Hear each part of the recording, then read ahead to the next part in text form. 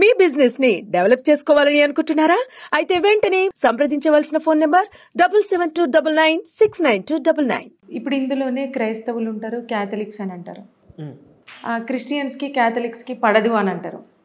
ఒకరేమో తల్లిని ప్రేయర్ చేస్తే ఇంకొకరు కొడుకుకి ప్రేయర్ చేస్తారు. అసలు ఏంటి అవి అర్థం కాదు. అసలు క్రిస్టియానిటీలో ఒక బైబిల్ మీద ప్రపంచవ్యాప్తంగా 35,000 డినామినేషన్లు ఉన్నాయి. Protestants, Orthodox, Philippines, Roman Catholics, Pentecost, ఇలాగా 35,000 డినామినేషన్లు ఉంటాయి. ఇందులో ఏ 2 డినామినేషన్లకు పడదు. విచిత్రం ఏంటంటే ఇద్దరి పాస్టర్లకి కూడా బైబిల్ మీద ఒక అభిప్రాయం ఉండదు. ఇప్పుడు మీరు అన్నట్టుగా ఈ క్యాథలిక్స్ వాళ్ళు ఏం చేస్తారంటే యేసు ప్రభు బైబిల్ ప్రకారం విగ్రహారాధన చేయొచ్చు అని చెప్పేసి వాళ్ళు విగ్రహాలు పెట్టి పూజించుకుంటూ ఉంటారు క్యాథలిక్స్.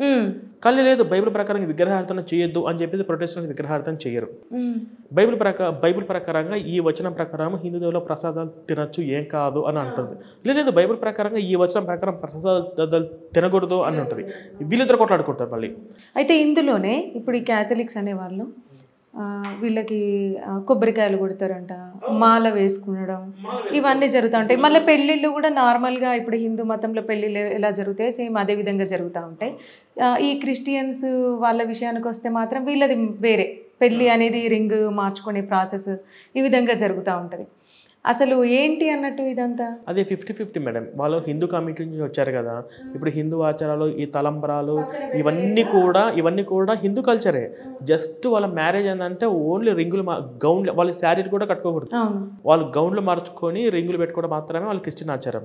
కానీ వీళ్ళు తలంబరాలు తర్వాత బయట రకరకాలుగా చేసుకుంటూ ఉంటారు, తాలిబొట్టు కడతారు. అదంతా కూడా వాళ్ళ ఆచారాలకు విరుద్ధం. కాకపోతే ఇది వీళ్ళు 50-50 కల్చర్.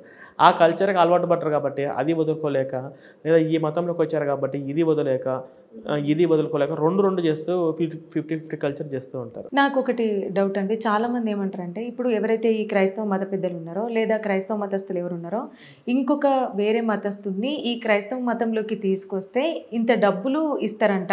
వాస్తవమా ఇది? 100% అది మీకు నెట్లోనే కొడితే వస్తుంది. జాషువా ప్రాజెక్ట్ అని ఒక ప్రాజెక్ట్ ఉంది. అందులో ఏ కులాల వాళ్ళని మీరు మార్చారు లిస్ట్ ఉంటుంది వాళ్ళ దగ్గర. ఇప్పుడు వీళ్ళు మీకు అర్థం చేసుకోండి మేడం, ఈరోజు మన తెలుగు రాష్ట్రాల్లో 2,50,000 మంది పాస్టర్లు ఉన్నారు, 1,00,000 మంది ఇవాంజలిస్టులు ఉన్నారు. మీరు చూస్తే మా యేసు తప్ప ఒక దేవుడు లేడని చెప్పేసి ఒక ముఠా బయలుదేరి తెల్లగొడ్డలు వేసుకొని ప్రచారం చేస్తుంటారు. వాళ్ళకి ఏం ₹1 రాకుండా ప్రచారం చేస్తారా? ఎవడన్నా డబ్బుల కోసమే కదా ప్రచారం చేసేది. వీళ్ళకి విదేశాల నుంచి కోట్ల రూపాయలు కుమ్మరిచ్చేస్తారు వాళ్ళు మతం మార్చాలని. అక్కడ ఇప్పుడు మీరు కొన్ని గ్రామాలు ఒకరిని మారిస్తే ఎంత వస్తాయి అన్నట్టు, అంటే ఇప్పుడు బ్రాహ్మణుని పూజారిని మారిస్తే ఇంత అన్నట్టు 30,000, 40,000, 1,00,000, 2,00,000 ఇంతవరకు ఉంటుంది. ఇలాగా వాళ్ళకు ఉంటుంది అనమాట. ఇప్పుడు క్యాస్ట్ పరంగా ఉంటుంది. మీరు జాషువా ప్రాజెక్ట్ నెట్లో కొడితే వస్తుంది.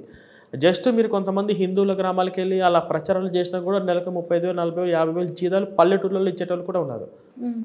ఇప్పుడు మీరు ఊర్లో చూడండి మేడం, ఊర్లన్నీ కూడా పూరి గుడిసెలు ఉంటాయి. కానీ కానీ చర్చి మాత్రం పాలరాతి శిల్పం లాగా నీట్గా కడతాడు వాడు. ఆ కట్టడానికి వాడు డబ్బులు ఎక్కడి నుంచి వస్తాయి? కనీసం ₹1,00,000 అవుతుంది. ఆ విధంగా చర్చి అంత హైట్లో కట్టి సుమారుగా 150 నుంచి 200 మంది జనాలందరూ వచ్చినా కూడా ఫ్రీగా కంఫర్టబుల్గా కూర్చునేటట్టు.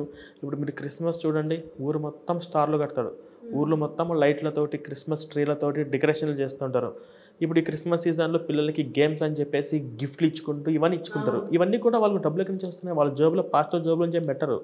వీళ్ళు ఈ సీజను మన మతం మార్చడానికి ఇది గొప్ప అవకాశము, పిల్లల నుంచి కూడా ఇలా చెయ్యండి అని చెప్పేసి వీళ్ళ యొక్క ఎజెండా, వీళ్ళకు మొత్తం కూడా మీరు చూడండి. కొంతమంది చర్చిలలో స్పెషల్ గెస్ట్గా ఎవరిని పిలుస్తారంటే ఫారెన్స్ పిలుస్తారు. అమెరికా నుంచి, సౌత్ ఆఫ్రికా నుంచి, న్యూజిలాండ్ నుంచి వాళ్ళు గెస్ట్గా వస్తారు. చూడండి, ఇప్పుడు వీళ్ళు కొన్ని ఊర్లోకి వెళ్తారు, ఊర్లోకి వెళ్ళేసి ఫోటోలు సెల్ఫీలు దిగుతారు. చర్చికి వస్తారు, చర్చికి వచ్చే వాళ్ళు ఫోటోలు తీస్తారు, ఫోటో తీసి వాళ్ళకి పంపిస్తారు. చూడండి మేము ఇంతమందిని మార్చాము, ఇన్ని ఊర్లోకి వెళ్ళాము అనగానే వాళ్ళు వెంటనే ₹1,00,00,000, 50 లక్షలు వాళ్ళు మార్చిన దాన్ని బట్టి డబ్బులు పంపిస్తూనే ఉంటారు. ఇలాగ అంటే ఇదంతా కూడా